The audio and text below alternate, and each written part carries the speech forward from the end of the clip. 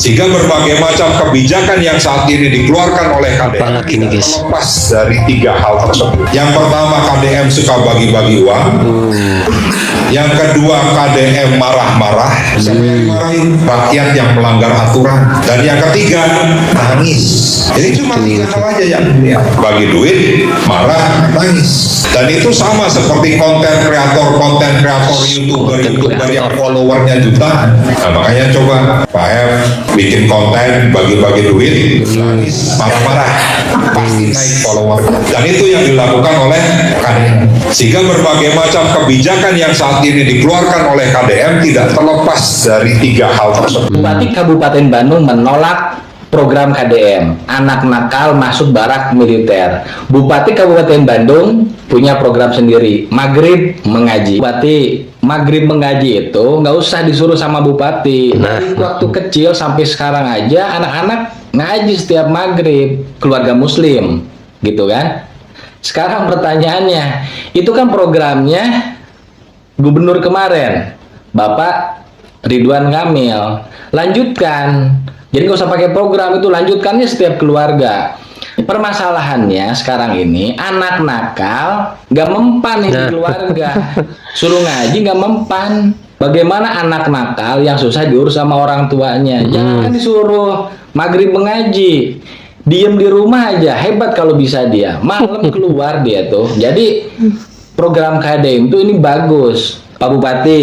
Setiap orang ada masanya, setiap masa ada orangnya. Sekarang masanya KDM, gubernurnya KDM, ikuti program KDM dan jadilah inspirator, jangan motivator. Kalau saya lihat, mohon maaf, Pak Bupati ini seorang motivator, bukan seorang inspirator. Kalau KDM seorang inspirator. Orang inspirator itu tidak pernah berani mengatakan kalau belum pernah melakukan. KDM terjun di barak itu, bahkan dana sendiri beliau itu. Dia melihat satu persatu anak-anak itu, bagaimana anak nakal menjadi anak yang baik.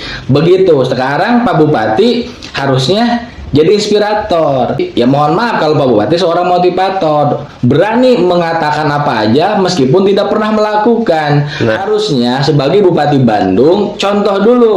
Minimal di kantor Bupati itu adakan Maghrib Mengaji. Gitu Pak Bupati. Provinsi Jawa Barat, yaitu dengan kegiatan Maghrib Mengaji di rumah atau di madrasah masing-masing. Jadi begini ya, buat Bupati Bandung yang mempunyai program sendiri dengan adanya anak yang berkelakuan kurang baik, tidak disimpan di barak militer, tapi dia mempunyai program setelah maghrib dia harus ngaji di rumah ataupun di madrasah.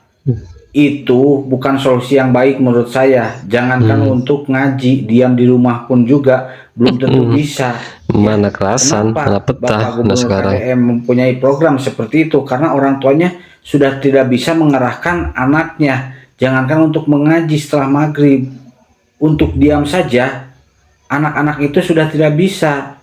Jadi Bupati Bandung ini bukan inspirator tapi motivator.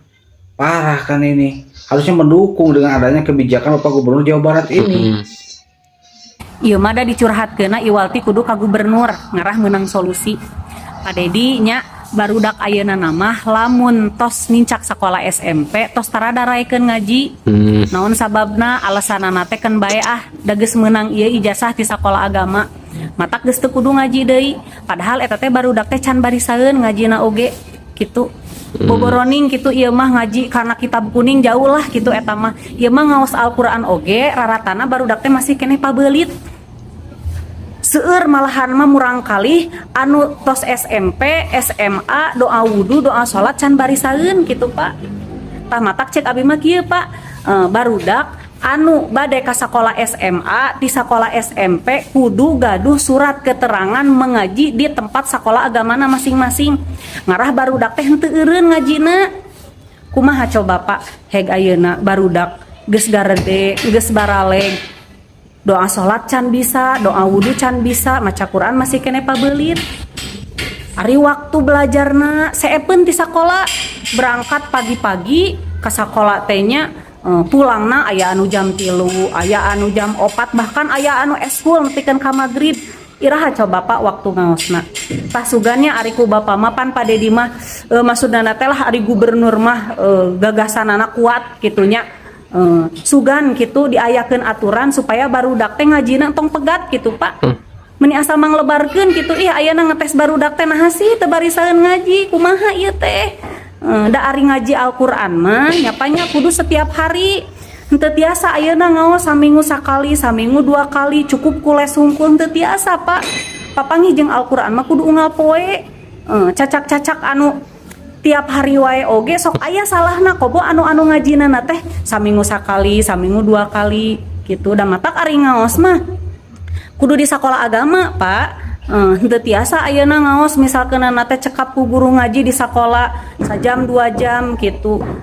Teu kitu, janten henteu maksimal gitu hasilna gitu Pak. Nya ieu mah curhatnya dari dicurhatkeun ka gubernur mah jigana bakal aya gitu solusina gitu. Pak Dadang, Bapak Bupati Kabupaten Bandung, ya, teu emut gitu di Kabupaten Bandung teh pan seueur anu non muslim, nya magrib dek dicana ka masjid ditah ngaos. Kumaha tah solusina? Saha anu nyerenteng? Ya doh. Eng harta kekayaan Wis, Bupati Kabupaten Bandung. Bray. wis naik 2 miliar harta kekayaan Bupati Bandung Dadang Supriyatna melonjak selama menjabat. Wis, emang netizen langsung mengelupas jejak yang mengkritik Pak Deddy ini. Pak Dadang 2M. Pak Dadang. Bray jadol. Wis, Kembali Mulyadi kini pusing 7 keliling karena mendapati hutang BPJS 300 miliar. Kembali Mulyadi mengumumkan siap-siap semua warga Jawa Barat sebentar lagi tidak bisa menggunakan layanan lagi BPJS. Wah, kok bisa? Jadi Kang Deddy Mulyadi ini atau Bapak Aing ini sudah memeriksa pembayaran tentang BPJS di setiap kabupaten di Jawa Barat. Dan ternyata banyak kabupaten-kabupaten di Jawa Barat yang tidak membayarkan BPJS-nya. Bukan orang-orang yang di Jawa Barat itu tidak membayar BPJS, tetapi provinsi lah yang tidak membayarkan pembayaran BPJS kepada negara atau kepada BPJS. Provinsi lah yang tidak membayarkan pembayaran BPJS kepada pihak BPJS di era kepemimpinan sebelumnya, yaitu era kepemimpinan Bapak RK atau Bapak Ridwan Kamil, hingga hutangnya mencapai 300 miliar.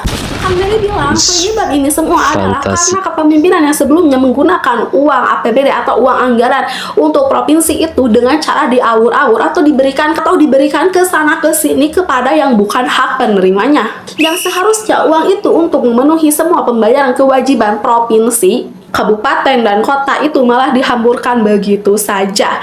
Atau bahasa Sundanya diawur-awurkan, dihambur-hamburkan. Sedangkan Pak Deddy Mulyadi atau Kang Deddy Mulyadi Bapak Aing itu sangat jauh pemikirannya. Pak Deddy sudah memikirkan bagaimana orang-orang nasibnya orang-orang yang selalu membayar atau rajin membayar BPJS. Ketika nanti mereka akan menggunakan pelayanan BPJS akan mengalami keterlambatan atau penurunan pelayanan, bahkan tidak dilayani sama sekali. Bagaimana jika tahun-tahun yang mendatang orang-orang yang rajin membayar BPJS ini mengalami kerugian pelayanan? Bahkan bagaimana jika sampai ada pasien yang mengalami kematian hanya karena gara-gara pelayanannya tidak dilayani karena tertunggak hutang BPJS 300 miliar oleh era kepemimpinan gubernur sebelumnya.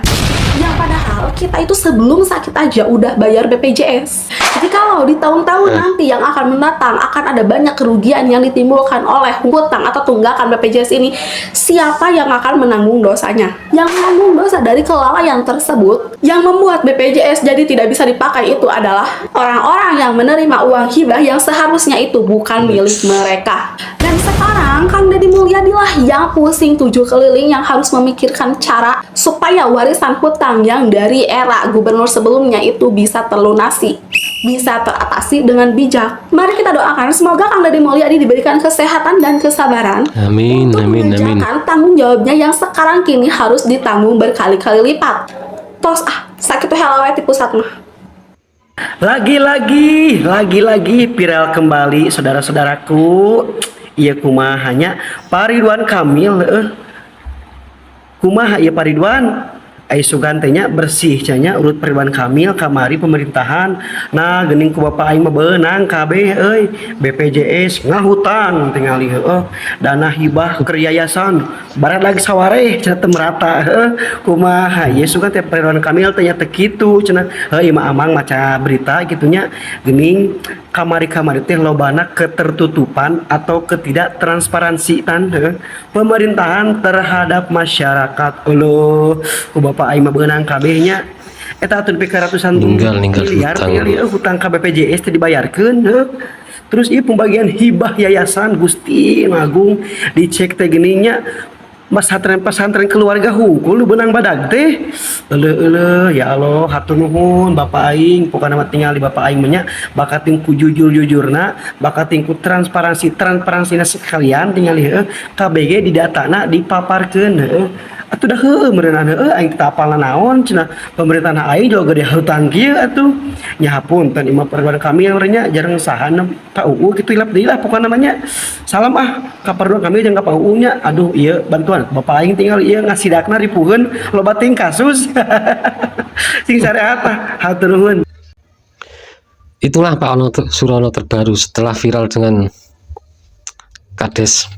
Kini Pak Ono berulah lagi dengan mengatakan Pak Deddy Mulyadi itu tidak lepas dari 3 hal: menangis, bagi duit, marah-marah.